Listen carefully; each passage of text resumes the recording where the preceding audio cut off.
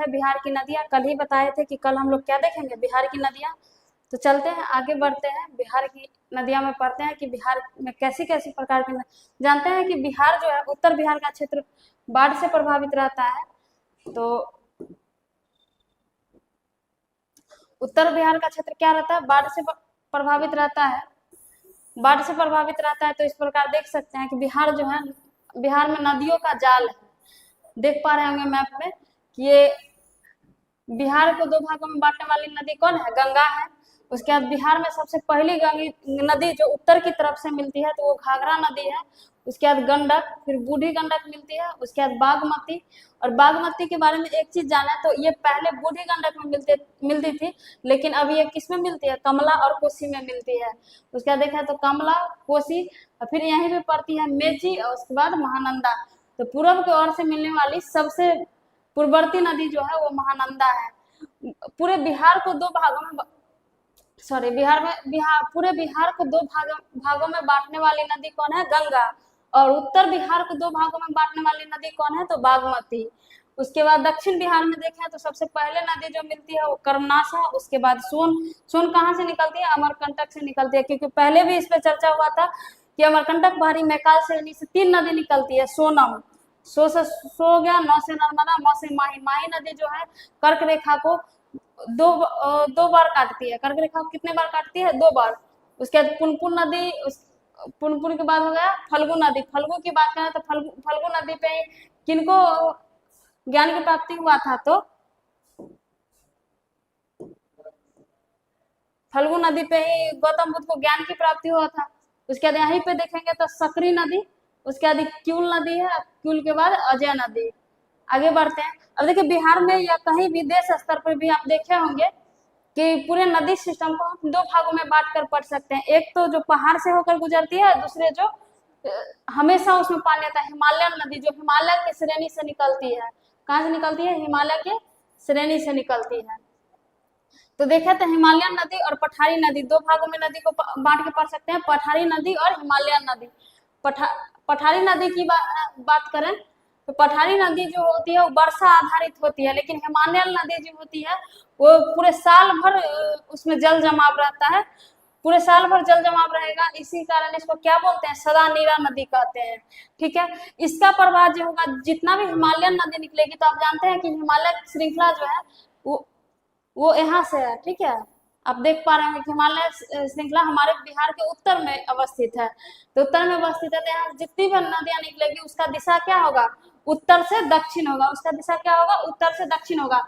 लेकिन जितनी भी पठारी नदियां होगी जो पठार से निकलेगी और बिहार की ओर जाएगी, उसका दिशा क्या होगा, दक्षिण से उत्तर होगा। आप जानते भी होंगे कि बिहार जो है इधर भी उठा हुआ, इधर भी उठा, इस प्रकार का है। और बात करें तो इधर भी ऊंचाई है और इधर भी ऊंचाई है। और बात पूर्व और पश्चिम में देखेंगे तो पूर्व तरफ नीचा है और पश्चिम ऊंचाई पे स्थित है, इसलिए नदी कैसे आती है, ऐसे आती है। उसके बाद बात करें तो प्रवाह देख ही लिए कि इसका प्रवाह उत्तर से दक्षिण होगा। और ये कैसी नदी है, पूर्ववर्ती नदी है, यानी कि अपना रास्ता हमेशा बदलते रहती है और नया नया रास्ता। इस संदर्भ में आप कोसी को जान सकते हैं कि कोसी सबसे अधिक मार्ग बदलने वाली नदी है, इसलिए इसको क्या कहा जाता है, बिहार का अभिशाप भी कहा जाता है। यदि बात करें पूर्ववर्ती नदी की, तो पूर्ववर्ती नदी अपने साथ हिमालय से बहुत ही तीव्र गति से आएगी श्रेणी से। तो यह तीव्र गति से आएगी तो क्या लाएगी, इसके साथ अपना गाद लाएगी, और गाद के साथ इसको जमा करेंगे तो क्या होगा, यहाँ पे जितनी भी पूर्ववर्ती नदियां हैं या हिमालयन नदी है वो सब बड़े बड़े डेल्टा का निर्माण करती है। इसलिए आप देखे भी होंगे कि सबसे बड़े डेल्टा का निर्माण कौन करती है, तो गंगा नदी, ये सुंदरबन डेल्टा गंगा। उसके बाद इधर से ब्रह्मपुत्र आती है, सब नदी का मिलन होता है पे। उसके बाद बात करें तो ये जो हिमालयन नदी है वो मार्ग परिवर्तन करने के लिए जानी जाती है। इसीलिए ये अपना, जैसे देखिए कोई नदी ऐसे आ रही थी तो यहाँ पे उसको बहुत ज्यादा गाद हो गया थी, रास्ता को छोड़कर इधर से चल दी, तो क्या हुआ कि यहाँ पे कुछ पानी का जमाव हो गया, इसको गोखुर झील कहते हैं। गोखुर झील का गाय के खुर जैसा झील। तो ऐसा ही एक झील कहाँ देखने को मिलता है, कांवरताल कैसा झील है, गोखुर झील है। एशिया का सबसे बड़ा गोखुर झील है। और सर्वाधिक मतलब बोलेंगे तो मीठा और ताजे पानी की झील कौन है, कांवर झील है।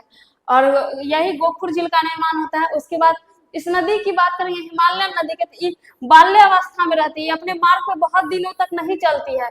लेकिन वही पठारी नदी की बात करेंगे तो ये प्रौढ़ावस्था में रहती है, ये एक ही मार्ग पे चलती है। और यह कैसी नदी है? अनुवर्ती नदी है, क्योंकि यहाँ पे पठार होते हैं तो पठार को काटना मुश्किल होता है, इसलिए अपना मार्ग नहीं बदलती है। अनुवर्ती नदी है और छोटे डेल्टा का निर्माण करती है। और बात करें तो इसमें अत्यधिक जल संग्रहण क्षेत्र होता है, अत्यधिक जल संग्रहण करके लाती है ये हिमालयन नदियां, इसीलिए क्या बनती है? बाढ़ का कारण बनती है। इसलिए देखेंगे कि उत्तर बिहार की जो नदियां हैं वो पूरा हिमालयन नदी है, इसीलिए उत्तर बिहार का क्षेत्र कैसा है? बाढ़ प्रभावित क्षेत्र है। उसके बाद बात करें पठारी नदियां की, तो पठारी नदियां जो होती है वर्षा आधारित होती है। इसका प्रवाह कहाँ से कहाँ होता है? तो दक्षिण से उत्तर की ओर होता है, दक्षिण से उत्तर की, किधर से किधर होता है? तो दक्षिण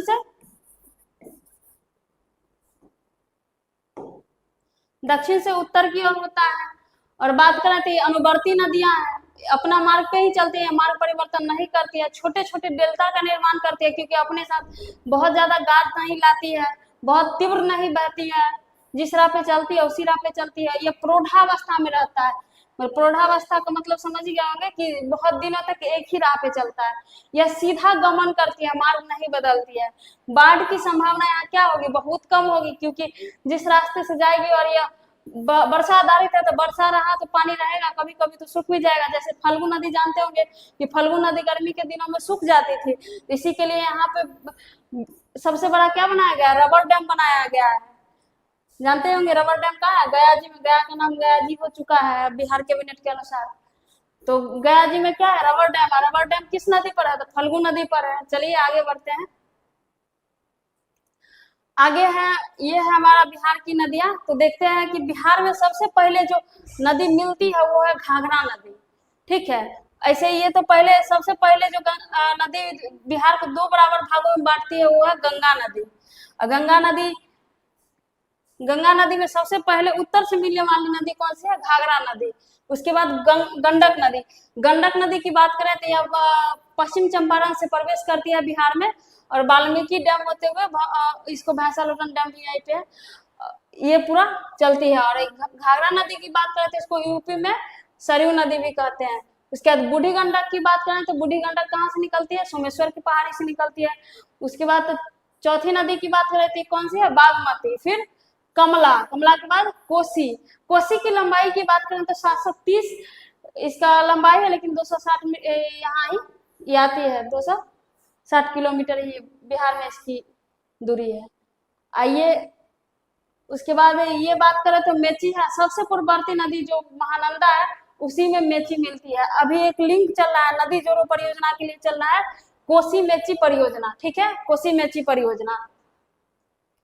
इसके बाद आगे बात करें तो दक्षिण बिहार में देखें तो दक्षिण बिहार से सबसे पहले जो नदी गंगा में मिलती है वो है कर्मनाशा नदी, इसको अपवित्र नदी भी कहते हैं। उसके बाद यह चौसा में मिलती है। ठीक है, कर्मनाशा नदी। उसके बाद बात करें तो दूसरी नदी सोन नदी, जो कहाँ से निकलती है? अमरकंटक से निकलती है, मैकाल श्रेणी से, और ये मनेर दानापुर में मिलती है। सोन नदी कहाँ मिलती है? मनेर दानापुर में। सोन कहाँ मिलती है? मनेर दानापुर में। और कमनासा कहाँ मिलती है? चौसा में मिलती है। और घाघरा कहाँ मिलती है? सारण में मिलती है। गंडक कहाँ मिलती है? सोनपुर में मिलती है। यहीं पे ना पहलेजा घाट सुनते होंगे, तो पहलेजा घाट है वो किस नदी के किनारे है? गंडक नदी के किनारे है। बूढ़ी गंडक की बात करें तो बूढ़ी गंडक खगड़िया में मिलती है।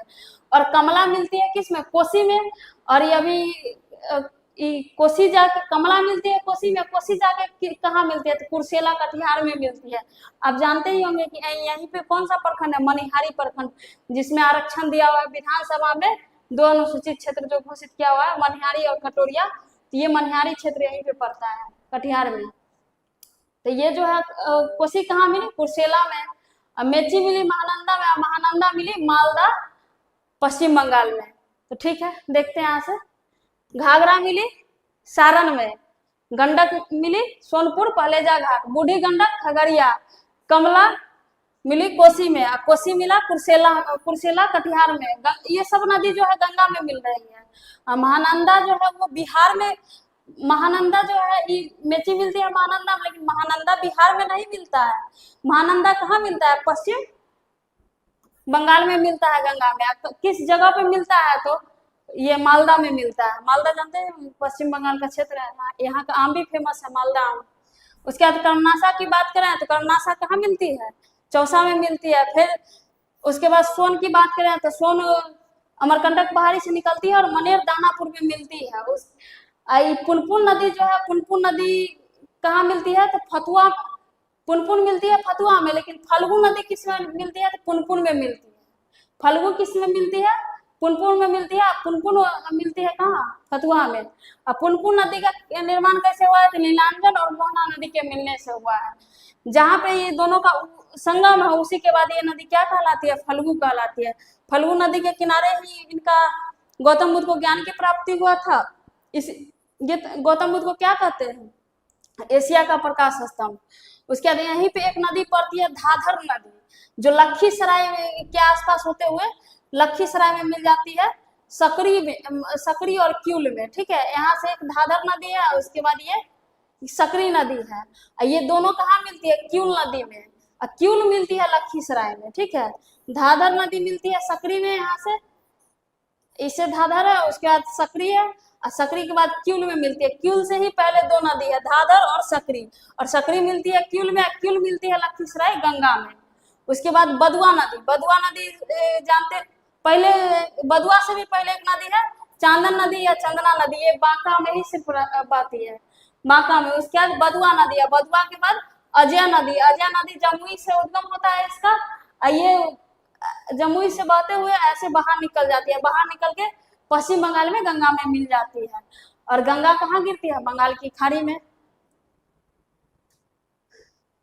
आगे चलते हैं, आगे देख रहे हैं कि गंगा क्या क्या, मतलब गंगा के बारे में क्या क्या पढ़ सकते हैं। तो जानते हैं कि गंगा जो है उत्तराखंड के गंगोत्री हिमनद से निकलती है, और जहाँ पे अलकनंदा और भागीरथी मिलती है वही जगह है जहाँ से इसको गंगा बोला जाता है। और यह मिलन का स्थल क्या है? विष्णु प्रयाग कहलाता है। तो गंगोत्री हिमनद से निकलती है उत्तराखंड से, और यह दोनों अलकनंदा और भागीरथी के रूप में निकलती है, और ये दोनों मिलती है। उसके बाद इसका नाम क्या होता है? गंगा नाम होता है, और इसी को क्या बोलते हैं? विष्णु प्रयाग बोलते हैं। गंगा जब गंगोत्री हिमनद से निकलती है तो यह 5 राज्य होते हुए बंगाल की खाड़ी में गिरती है, उत्तराखंड, यूपी, बिहार, झारखंड और पश्चिम बंगाल। ये पूरे में कितना किलोमीटर की दूरी तय करती है? 2525 किलोमीटर की दूरी तय करती है। लेकिन बिहार में कितना किलोमीटर की दूरी तय करती है? तो 445 किलोमीटर की दूरी तय करती है। यह गंगा जो है बिहार के कितने जिले से होकर गुजरती है? तो 12 जिले से होकर गुजरती है। ठीक है, कितने जिले से होकर गुजरती है? 12 जिले से होकर गुजरती है। ये देख ही रहे हैं। गंगा बिहार में कहाँ पे प्रवेश करती है? तो चौसा नामक स्थान पे प्रवेश करती है। ठीक है, आगे बढ़ते हैं। गंगा नदी के बारे में संपूर्ण जानकारी आप लोग को मिल गया होगा।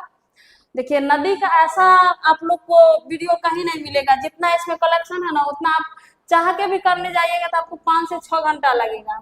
आप चाह के भी इतना कलेक्शन नहीं कर पाइएगा। आप एक बार देखिए, उसके बाद आप खुद समझ जाइएगा कि कितना कलेक्शन है। आपको यूट्यूब पे भी किसी वीडियो में इतना कलेक्शन नहीं मिलेगा जितना इसमें है। उसके बाद बात करें घाघरा नदी की, तो घाघरा नदी की बात करें तो घाघरा नदी का जो उद्गम स्थल है वो है घाघरा नदी निकलती है नेपाल से। ठीक है, नेपाल में कहाँ से निकलती है? तो मापचांगुंगो हिमनद से निकलती है, या तिब्बत में पड़ता है। ठीक है, मापचांगुंगो हिमनद से निकलती है। और किस श्रेणी से निकलती है? तो नामपा श्रेणी से निकलती है। किस श्रेणी से निकलती है? नामपा श्रेणी से निकलती है घाघरा। और किस हिमनद से निकलती है? तो मापचांगुंगो हिमनद से निकलती है। और नेपाल में इस घाघरा को क्या क्या कहते हैं? तो गोगरा कहते हैं और कर्णाली कहते हैं। कभी कभी ये भी दे देगा कि कहाँ से निकलती है, तो वो हिमनद का नाम नहीं याद है तो तिब्बत मानसरोवर से निकलती है। यह बिहार में सिवान में प्रवेश करती है और सारण में गंगा में मिल जाती है।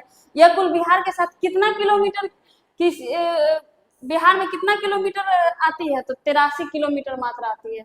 ठीक है, और एक क्वेश्चन पूछा जाता है कि बिहार और यूपी की सीमा बनाने वाली नदी कौन कौन सी है? तो कर्मनाशा है, गंगा है, घाघरा है और गंडक है। गंडक यहाँ पे सीमा बनाती है, गंडक यहाँ पे बनाती है, घाघरा यहाँ बनाती है, ये देखे होंगे गंगा यहाँ पे बनाती है और कर्मनाशा ये बनाती है।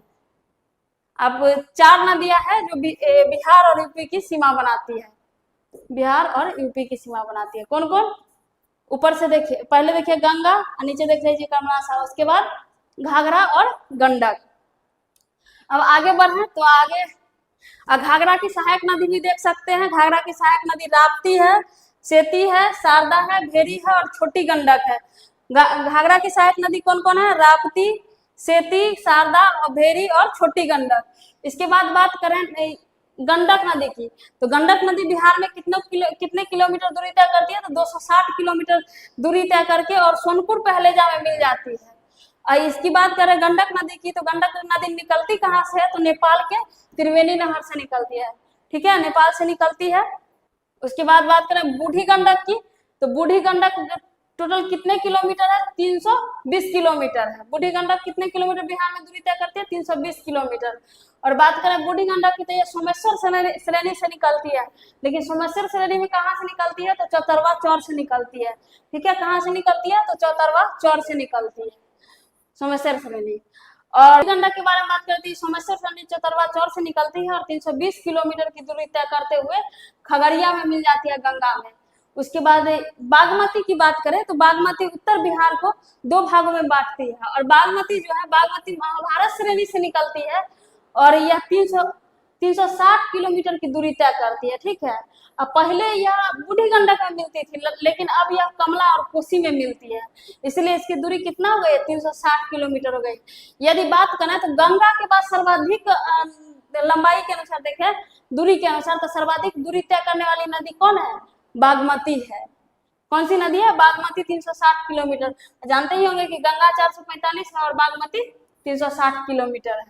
उसके बाद बात करें कमला, तो कमला भी निकलती है महाभारत श्रेणी से। कमला कहाँ से कहाँ से निकलती है? महाभारत श्रेणी से। और इधर हो गया कोसी, सबसे मार्ग ज्यादा बदलती है यही कोसी नदी। इसको क्या बोला जाता है? बिहार के लिए शोक बोला जाता है। और कोसी प्रवेश करती है, उस गांव का नाम बताइए कमेंट करके। कोसी कहाँ प्रवेश करती है? कोसी तो सुपौल में प्रवेश करती है, लेकिन कहाँ पे? तो जानते ही होंगे कि अभी लोकसभा चुनाव 2024 हुआ था, उसमें एक गांव था खोखनाहा गांव। ठीक है, कौन सा गांव? खोखनाहा गांव। आइए, इस गांव के द्वारा वोट मतलब कि पूरे मतदान का बहिष्कार कर दिया गया था।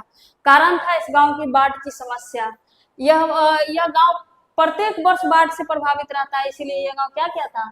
खोखनाहा गांव जो है, सबसे पहले उसी गांव में प्रवेश करती है नदी। ठीक है, तो यह 260 किलोमीटर आते हुए ये यहाँ कहाँ जाती है?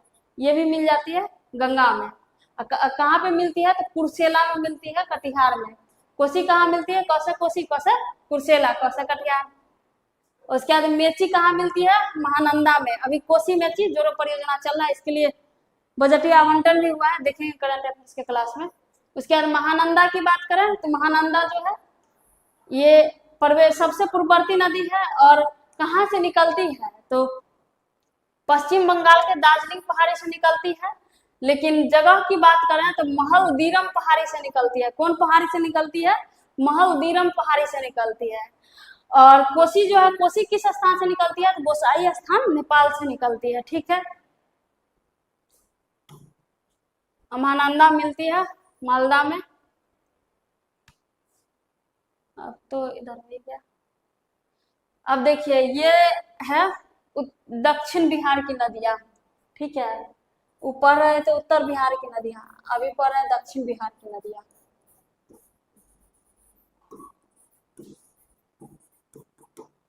दक्षिण बिहार की नदियां की बात करें तो पहली नदी कर्मनाशा नदी।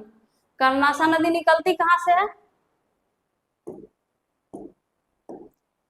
विंध्य पहाड़ी से निकलती है। कर्मनाशा याद किए होंगे कल ही कि कैमूर और रोहतास में कौन पहाड़ी है? किस पहाड़ी का चट्टान है? तो विंध्य श्रेणी की है। इधर कौन सा था? धारवाड़ श्रेणी का। तो इधर ही उसी से याद कर लीजिए कि कर्मनाशा नदी किस पहाड़ी से? विंध्य पहाड़ी से निकलती है और ये कहाँ मिल जाती है? गंगा में चौसा में मिल जाती है और प्रवेश कैमूर से करती है। ये सीमा बनाती है, प्रवेश नहीं करती, सीमा बनाती है, चौसा में मिलती है। उसके बाद बात करें सोन, तो सोन अमरकंटक पहाड़ी के मैकाल श्रेणी से निकलती है।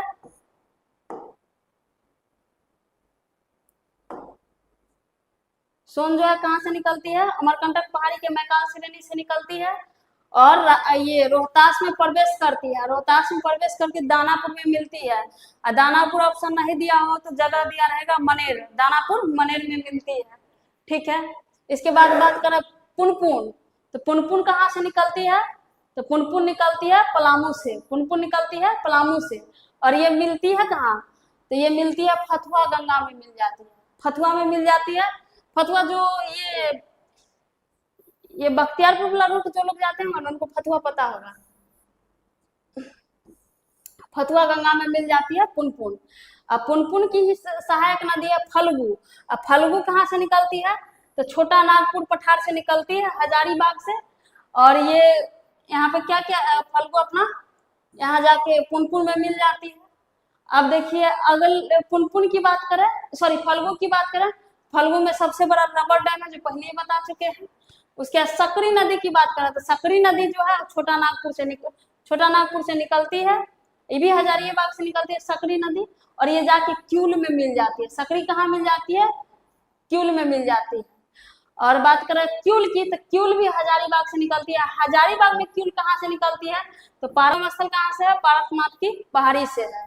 अब बात करें इसकी अजय नदी की, तो अजय नदी कहाँ से उद्गम स्थल है? तो जमुई से है। इसका उद्गम स्थल कहाँ से है? जमुई से है। लेकिन यह गंगा में बिहार में नहीं मिलती है, ये जाके कहाँ मिलती है? ये जाके पश्चिम बंगाल में गंगा में मिल जाती है। आगे बात करें तो अब थोड़ा थोड़ा डिटेल्स में जानेंगे कुछ कुछ नदी के बारे में। अभी तो फिलहाल ये दक्षिण बिहार की नदी के बारे में देखेंगे डिटेल्स में, थोड़ा और जानकारी इकट्ठा करेंगे, पहले भी देख चुके हैं। अब देखिए कि ये हाँ गंडक नदी, पहले घाघरा नदी के बारे में देख चुके हैं कि इसका सहायक नदी क्या है, राप्ती है, छोटी गंडक है, ये सब देख चुके हैं, भेरी है, सब देख चुके हैं। अब गंडक देखते हैं। गंडक की बात करें तो गंडक को मैदानी भाग में क्या कहा जाता है? नारायणी कहा जाता है।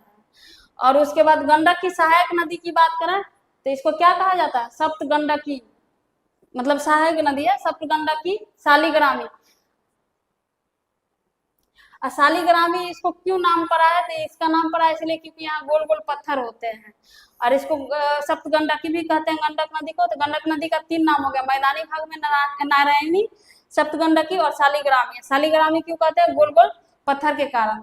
उसके बाद ये एकमात्र नदी है जो हिमालय की 2 श्रेणियों को काटती है, धौलागिरी और अन्नपूर्णा के पार मतलब कि करके गौर्ज बनाती है, काटती नहीं है, पार करके गौर्ज का निर्माण करती है उसी के पार। तो बोलेगा कि कौन सी ऐसी नदी है जो गौर्ज का निर्माण करती है? तो ये गंडक नदी, धौलागिरी और अन्नपूर्णा के पार। ठीक है, उसके बाद बात करें इसकी सहायक नदी की, गंडक की सहायक नदी की, तो काली गंडक, त्रिशूला और बूढ़ी गंडक। अब बूढ़ी गंडक, ये बूढ़ी गंडक नहीं है, दूसरी है बूढ़ी गंडक, त्रिशूला और काली गंडक।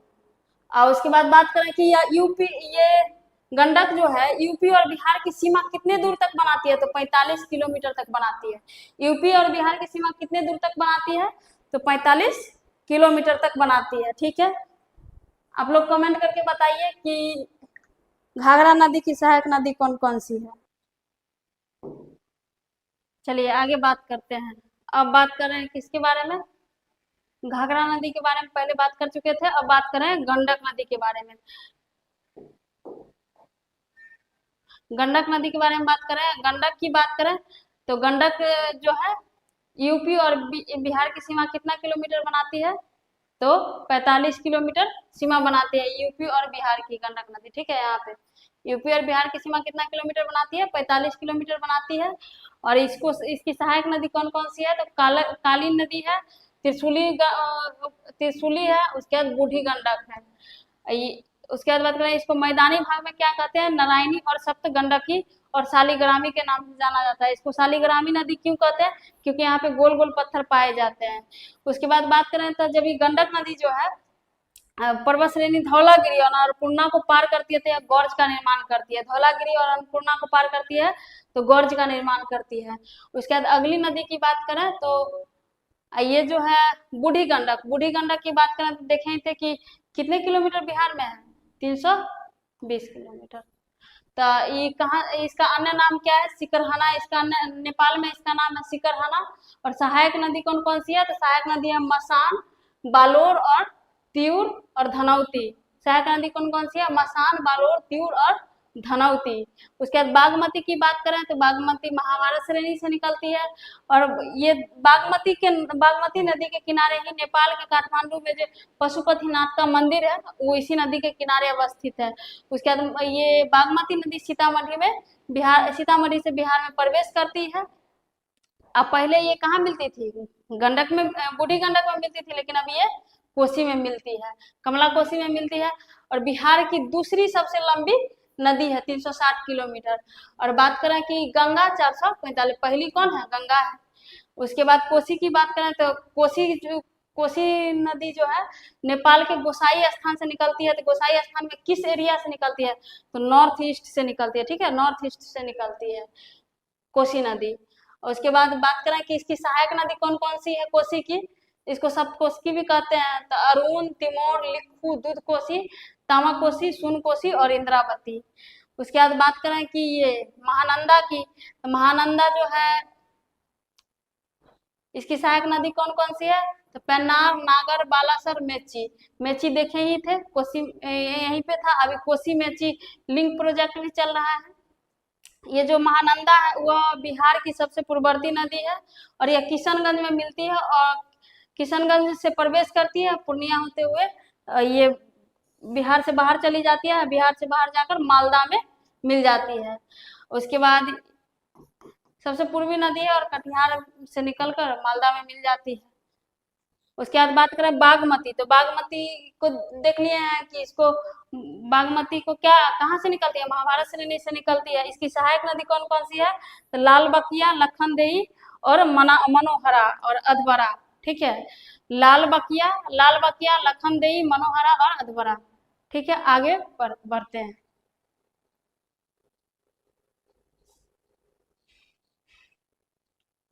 आगे है ये दक्षिण की नदी है, तो दक्षिण में नदी देख लीजिए, ये सोन नदी की बात करें तो यमुना के बाद दक्षिण से मतलब कि दूसरी नदी है जो यह मतलब कि बिहार, ये गंगा की सबसे लंबी नदी है। मतलब सहायक नदी की बात करें तो गंगा जैसे आती है ना, तो दक्षिण से सबसे पहले लंबी नदी मिलने वाली नदी यमुना, उसके बाद यही सोन नदी है जो गंगा में मिलती है।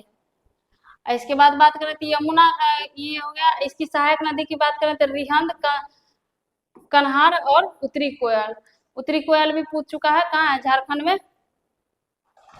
ये रिहंद, कन्हार और उत्तरी कोयल याद रखिएगा। यहाँ पे सोन नदी पे याद ही होगा कि बांध वाले टॉपिक में पढ़े थे, नदी परियोजना वाले में, कि ये बांध बना था सोन नदी में रोहतास में।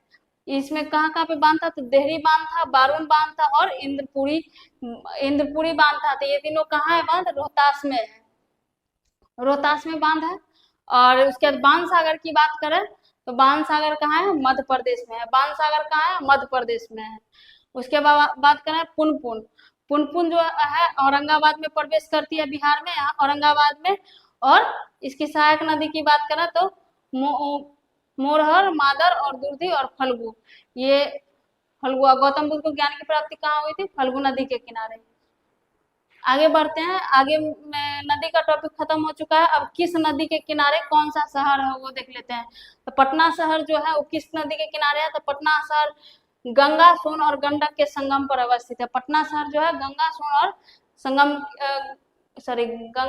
और गंडक के संगम पर अवस्थित है। मोकामा की बात करें तो मोकामा गंगा नदी के किनारे है, क्योंकि पटना का ही एक स्थल है नदी का टाल क्षेत्र मोकामा, जिसको दाल का कटोरा कहा जाता है। मोकामा कहाँ है? गंगा नदी के किनारे। मुंगेर भी गंगा नदी के किनारे है। भागलपुर भी गंगा नदी के किनारे है। बक्सर भी कहाँ है? गंगा नदी के किनारे है। आगे बढ़ते हैं। छपरा कहाँ है? छपरा किस नदी के किनारे है? घाघरा नदी के किनारे है। छपरा किस नदी के किनारे है? घाघरा नदी के किनारे है। हाजीपुर और सोनपुर, क्योंकि गंडक का मिलन स्थल कहाँ था? सोनपुर का ही पहलेजा घाट था, तो इसलिए हाजीपुर और सोनपुर किस नदी के किनारे है? गंडक नदी के किनारे है। उसके बाद बूढ़ी गंडक की बात करें तो यह मुजफ्फरपुर, खगड़िया और समस्तीपुर, क्योंकि यह खगड़िया में ही मिलती है। तो मुजफ्फरपुर, समस्तीपुर और खगड़िया में कौन सी नदी है? बूढ़ी गंडक। दरभंगा की बात करें तो दरभंगा में बागमती नदी, वह नदी जो बिहार को 2 बराबर भागों में बांटती है, और यह पहले बागमती किस में मिलती थी? बूढ़ी गंडक में मिलती थी, अब कोसी में मिलती है। यह बिहार की दूसरी सबसे बड़ी नदी है गंगा के बाद।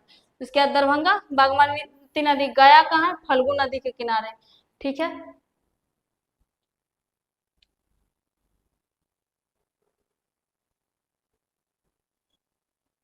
हो गया है। आज के लिए इतना ही रखेंगे। नदी का टॉपिक यहीं पे कंप्लीट होता है, कल पढ़ेंगे बिहार की मिट्टी। आज के लिए इतना ही, धन्यवाद। वीडियो अच्छा लगा है तो लाइक करिए, कमेंट करिए, जो भी सुझाव देना हो कमेंट कर सकते हैं। आज के लिए इतना ही, हंसते रहिए, मुस्कुराते रहिए, धन्यवाद।